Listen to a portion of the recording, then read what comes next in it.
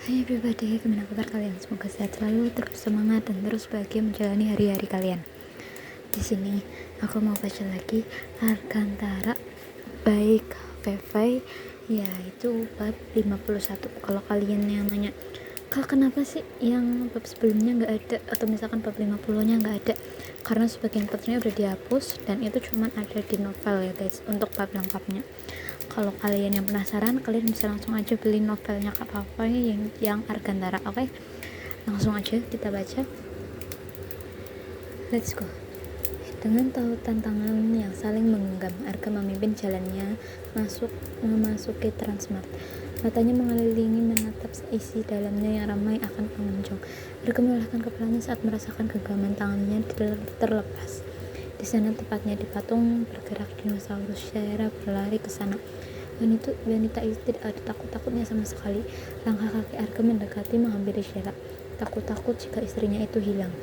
Woi Rudi, panggil Arka. Siapa yang kamu panggil Rudi? Rudi, ayah Syahira berada di situ juga. Laki-laki marah. Dan baru pria itu menjebar kencang telinga Arka. Aduh ya sakit. Leleh Arka coba berusaha melepaskan jebaran mertuanya. Gak ada sopan-sopannya sama mertua. Mau kamu ayah pisahin sama Syahira? Arka melebarkan bola matanya menggeleng kuat bertahan tidak setuju dengan ancaman sang mertua. Putusin aja ya telinganya, sering dia panggil Syahira pakai nama ayah. Aduh Syahira, bercanda doang sayang, kamu juga sering panggil nama papa kan? Syahira mendadak tajam, emang bener-bener ya kalian cuma berdua di sini? Tanya ayah Rudi. Syahira menganggukkan. Sering kita keluar berdua, bosan habisnya di rumah terus. Oh iya, ayah sendirian? Tanya Syahira. Tadi sama bunda juga, pergi ke toilet tadi, ucap ayah Rudi. Mata ayah Rudi menatap bergilir ke arah Arka dan Syahira. Sekolah kalian gimana? Aman kan? Aman ya, jawab Arka. Status kalian gak kebongkar kan? Arka menggeleng. Enggak ya, yang tahu cuma teman-teman Arka sama teman-teman Syahira. Selebihnya nggak ada yang tahu. Ayah Rudi mengangkat kepalanya. Udah lanjutin deh, ayah mau nyusul bunda. Arka dan Syahira mengangkat kepalanya. Pasangan itu menyalimi punggung tangan pria parubaya tersebut dengan sopan. Sebelum itu ayah Rudi menahan tangan Arka saat cowok itu hendak menarik tangannya. Ayah Rudi mendekatkan dirinya ke arah Arka dan menepuk punggung menantunya. Ayah tunggu cucu dari kalian, ucap ayah Rudi. Arka tertawa kecil. Siap, beres itu ya. Mau berapa? 1. Ayah Rudi mengelakkan kepalanya. 1 aja nggak cukup, ayah maunya 4, 2 cowok dan 2 cewek. Arka tertawa hingga mata cowok itu sedikit menyepet. Kita satu pemikiran ya. Kalau Arka sih udah siap, tapi nggak tahu calon mamanya siap atau enggak. Arka melirik Syahira yang masih asik memotret dinosaurus itu. Untung saja cewek itu tidak mendengarnya. Bisa-bisa ia disuruh tidur di luar nanti. Oke, ayah pegang janji kamu. Arka menganggukkan kepalanya mantap. Kemudian langkah kaki parubaya itu meninggalkan anak dan juga menantunya ini. Syahira berjalan mendekati Arka dengan mata yang fokus menatap layar HP-nya yang menampilkan hasil potretannya. Ngomong apa aja sama ayah tadi? Tanya Syahira. Nggak ngomong apa-apa kok. Mau masuk ke dalam atau mau di sini dulu? Tanya Arka. Di sini dulu aja deh, di dalam masih ramai banget. Arka menganggukkan kepalanya. Coba itu mengikuti langkah Syahira saat ia mulai mendekati dinosaurus lagi. Syahira berangsur mundur saat dinosaurus itu menghum. Kenapa? Takut? Tanya Arka. Ia memeluk bahu Syahira kalau perempuan itu berangsur ke arahnya. Arka, mirip kamu ya, galak, tukang marah, ucap Syahira. Cowok itu menarik pergelangan tangan Syahira dan menuju permainan boneka di sana. Mau boneka nggak? Tanya Arka. Yang itu ya, yang boneka babi, gayanya lucu soalnya mirip kamu. Arka menggigit jari tangan Syahira. Habisnya jadi orang ngeselin. Oh sakit. Arka kebiasaan banget suka gigit. Syahira mengelipaskan tangannya. Tapak mau? Yaudah nih tapak, emang berani? Syahira menepuk lengannya. Bukannya melayangkan pukulan ke pipi Syahira, justru cowok itu menaratkan kecupan singkat pada pipi gembul itu. Cantiknya aku nggak boleh disakitin. Usai pulang dari Transmart, Syahira tak langsung tidur. Perempuan itu sibuk melipat bajunya dan baju Arka. Bahkan bisa sampai tidak terhitung baju cowok itu. Pasalnya, Arka satu hari bisa ganti baju sebanyak 5 kali. Cowok itu memang suka gonta-ganti baju seenaknya tanpa memikirkan gimana penderitaan Syahira yang lelah mencuci baju setiap hari. Arka, bisa nggak mulai sekarang pakai baju 2 kali sehari? Tanya Syahira. Arka menangkap bola bekel yang ia lempar ke dinding. Nggak bisa, dia sering keringetan, makanya suka gonta-ganti baju. Tapi nggak sesering itu juga, kamu enak tinggal pakai lepas. Sedangkan aku yang nyuci semua, capek nggak? Capek Kalau Syahira. Wanita itu memasukkan asal baju Arka ke dalam ke dalam keranjang. Ngeluh. Syara mengeleng. Enggak, bukan yang ngeluh. Aku tahu ini pekerjaan aku, tapi jangan keseringan gitu. Keseringan gitu juga, aku juga pengen istirahat. Arka melempar asal boleh bekalnya. Cowok itu mendekati Syara yang duduk di tepi kasur. Aku bantuin ya. Arka mengambil alih bajunya yang hendak dilipat oleh Syara. Nggak usah, kamu tidur aja, udah malam gini.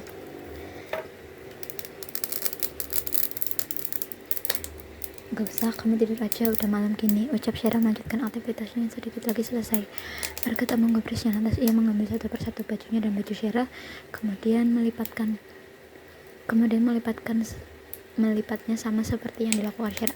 Mungkin ia bisa tidur nyenyak sedangkan Syara masih lelah mengerjakan pekerjaannya.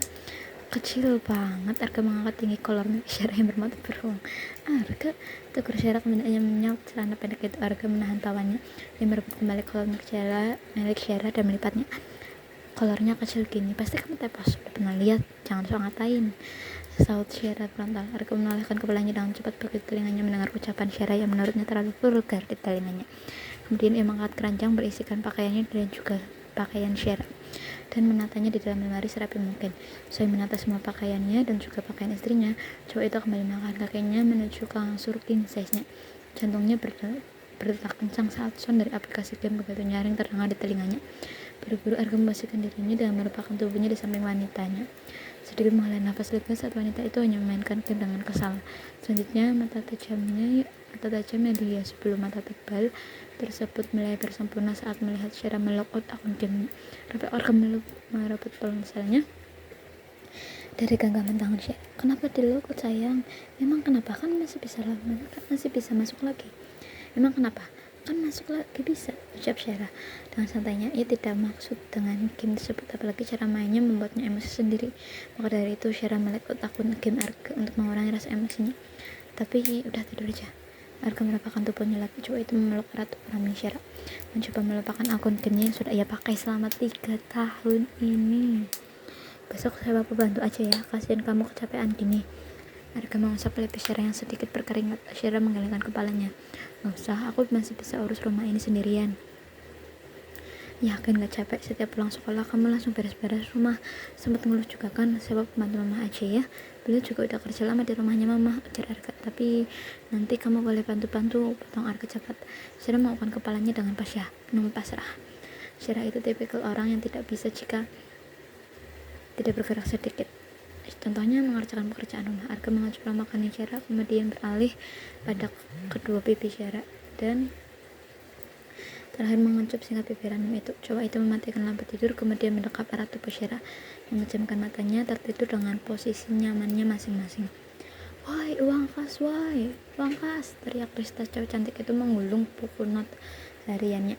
Arga dan ketiga temannya teronjak kaget. Acara hafalannya menjadi bubar. Materi-materi yang baru masuk ke dalam pikirannya mendadak hilang. Memang bukan main bendahara 12/3 ini. Selain galak, gadis itu mempunyai suara yang sekelas mirip seperti petir. Johan, kemarin lo hutang pakai uang kas 50.000 lo, bayar semuanya jadi 100.000. Nggak mau tahu? Gadis dengan alma-mater hitam itu berkecak pinggang di depan papan tulis. Gila lo, gue cuma minjem 50.000 doang, kenapa jadi 100.000 gini? John mendekat Rista kemudian ikut berkacak pinggang. Minggu lalu gue bilang apa? Gue kasih deadline buat bayar hutang lo selama 2 hari. Nyatanya sampai 1 minggu gini.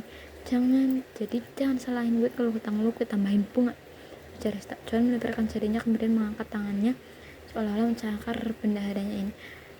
Sekarang bayar, mana duitnya? Tagih Rista. Gadis itu menjulurkan tangannya dan angkut di depan tubuh John. John mencegat tangan Rista yang hendak menyambar dompet di saku celananya belakang. Tidak akan kuserahkan pada kampret yang durhaka. Rista berdecak kesal menghadapi Johan. Memang harus mempunyai mental dan kesabaran yang tebal. Gue hitung sampai 3. Kalau sampai belum bayar sekarang juga, gue naikin bunganya jadi 9 kali lipat, mencap Rista. Johan melebarkan bola matanya. Apa tadi? Rista mengangkat jemari tangannya bersiap menghitung. 1, 2, 2/4, 2,5. Nih, puas lo.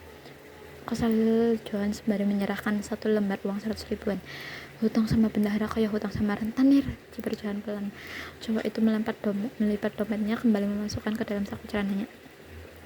Rista tersenyum senang. Oke, sering-sering hutang ya cu, mata lo. Johan berjalan ke arah mejanya. Di depannya ada Arga dan juga Andre yang begitu khusyuk menghafalkan materi hari ini. Sebelum ujian memang seluruh seluruh kelas 12 diwajibkan presentasi. Direktur Jenderal Perikanan Budidaya KKP menyatakan upaya yang dilakukan pemerintah Indonesia untuk apakah biar gue catat kalau baca yang ada mata gue pusing. Potong Johan.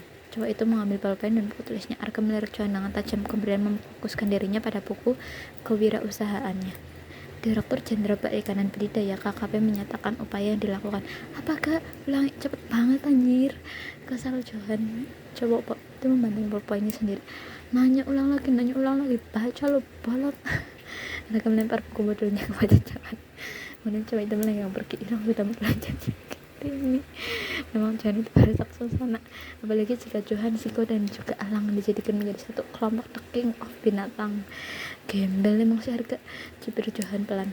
Mata Johan menatap Siko yang kebetulan dari kelas 10. Iyalah yang jadi taman sepangkunya. Ngapa lo liatin gue kayak gitu?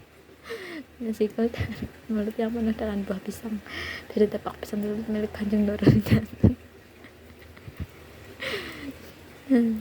Kayak monyet itu kan. Selamat pagi anak-anak. Jangan menanti di mana Pak selaku guru wirausahaan penjelas serta wali kelasnya menggantikan posisi Bu Winda.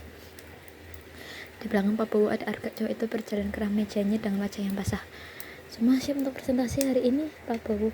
Tanya Pak Bowo. Mata berlapis kacamata minus itu mengelilingi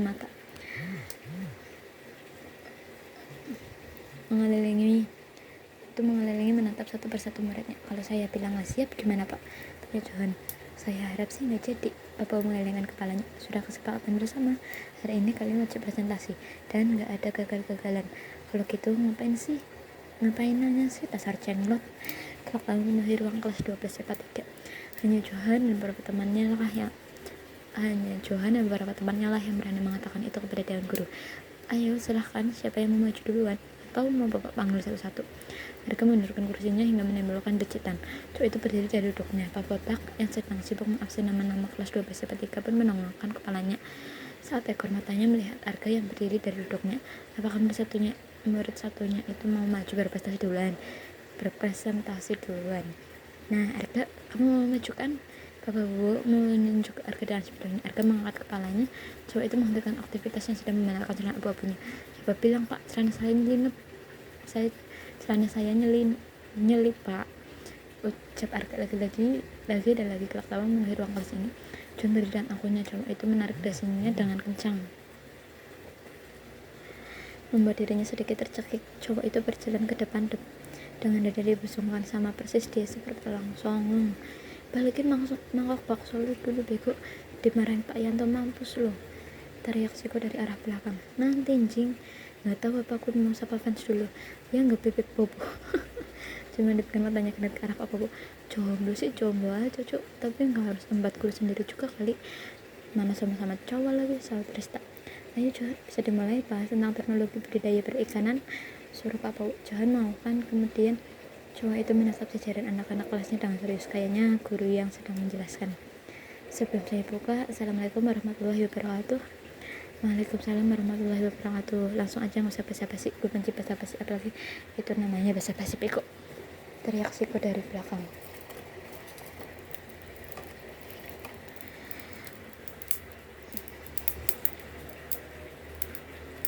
Mana ya guys? Itu namanya basa-basi bego, teriak Siko dari belakang. Sewotlah Papi. 4 Johan, pengguna alat otomatis yang dikendalikan dari aplikasi buatan perusahaan rintisan yang mengembangkan sektor perikanan dan kelautan. Direktur Jenderal Perikanan Budidaya KKP menyatakan upaya yang dilakukan pemerintahan Indonesia revolusi yang Johan, balikin mangkok Bapak, macam mana pula kali ini, teriak bersumber dari luar kelas 12 tempat 3 pun mengalihkan atensi seluruh siswa anak-anak kelas 3. Cowok yang duduk di dinding pun menongolkan kepalanya sedikit dan mendapati Pak Yanto dengan membawa serpet bertengger manis di bahunya. Sangat diyakini pria parubaya itu mencari keberadaan makanan Johan. Aduh Pak Yanto, Johan menepuk kepalanya sendiri. Cowok dengan baju tidak dimasukkan itu berjalan dengan kesal menuju meja belakang, kemudian mengambil mangkok dan keluar kelas untuk menyerahkan kepada Pak Yanto. Bapak nggak bisa lihat apa saya keren dikit? ucap Johan sedikit ngegas. Masalahnya bapak mau pulang, cuman kamu yang belum balikin mangkok bapak, ucap Ayanto. Kemudian baru bayi tersebut melenggang pergi dengan membawa mangkok beling yang baru saja dikembalikan Johan. Johan mencepikan bibirnya kesal. Cowok itu menendang kotak sampah berukuran besar yang butuh sampahnya di dalamnya berserakan. Johan, apa yang kamu lakukan? Bentakan mut yang keluar dari bibir guru berbadan gempal yang jaraknya tak jauh dari Johan berdiri itu terdengar begitu nyaring di indera pendengaran cowok itu. John menolakkan kepalanya dan detik itu juga ia melebarkan matanya lantaran tahu siapa pemilik suara petir tersebut. Johan, dari lapangan 10 putaran. Mampus gue, gumamnya. Dengan gerakan cepat, angka besar itu berlari menghindari hukuman yang diberikan Bu Betty. Ini sudah kapok sekarang. Jika dipikir-pikir, tidak ada untungnya juga membuat masalah terus-terusan dengan guru. Tapi jika tidak melakukan hal yang melanggar sekolah, sangat disayangkan menurut Johan. Johan, mau lari kemana kamu? Teriak Bu Betty. Guru kembal itu berlari dengan perut yang melambai-lambai. Ke KUA, Bu. Mau kawin aja biar enak. Gimana guys? Jadi itu ya untuk hari ini. Dan sekian dulu dari aku. Jangan lupa langsung baca ceritanya Kak Papay yang Argantara di Wattpad. Oke? Linknya aku taruh di deskripsi. Dan see you next time. Love you all. Jangan lupa subscribe, like, comment, and share. Bye bye.